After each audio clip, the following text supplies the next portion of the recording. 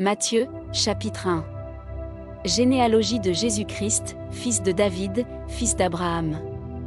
Abraham engendra Isaac, Isaac engendra Jacob, Jacob engendra Juda et ses frères, Juda engendra de Tamar Pharé et Zara, Pharé engendra Esrom, Esrom engendra Aram, Aram engendra Aminadab, Aminadab engendra Nasson, Nasson engendra Salmon, Salmon engendra Boaz de Rahab, Boaz engendra Obed de Ruth, Obed engendra Isaïe, Isaïe engendra David. Le roi David engendra Salomon de la femme d'Uri, Salomon engendra Roboam, Roboam engendra Abia, Abia engendra Asa, Asa engendra Josaphat, Josaphat engendra Joram, Joram engendra Osia, Osia engendra Joatam, Joatam engendra Achaz, Achaz engendra Ézéchia, Ézéchia engendra Manassé, Manassé engendra Amon, Amon engendra Josia, Josia engendra Jéchonia et ses frères, au temps de la déportation à Babylone.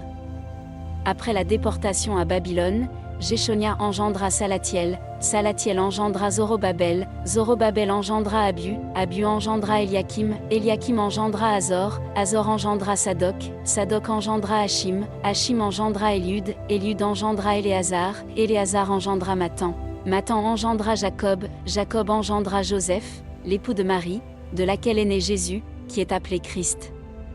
Il y a donc en tout 14 générations depuis Abraham jusqu'à David, 14 générations depuis David jusqu'à la déportation à Babylone, et 14 générations depuis la déportation à Babylone jusqu'au Christ.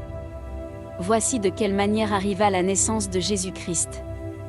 Marie, sa mère, ayant été fiancée à Joseph, se trouva enceinte, par la vertu du Saint-Esprit, avant qu'ils eussent habité ensemble. Joseph, son époux, qui était un homme de bien et qui ne voulait pas la diffamer, se proposa de rompre secrètement avec elle.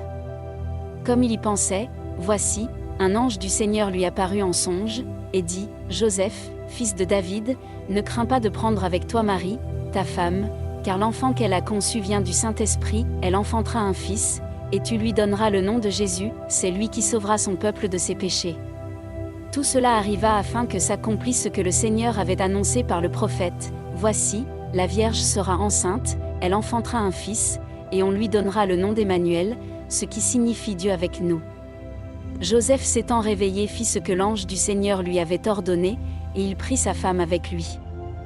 Mais il ne la connut point jusqu'à ce qu'elle eût enfanté un fils, auquel il donna le nom de Jésus.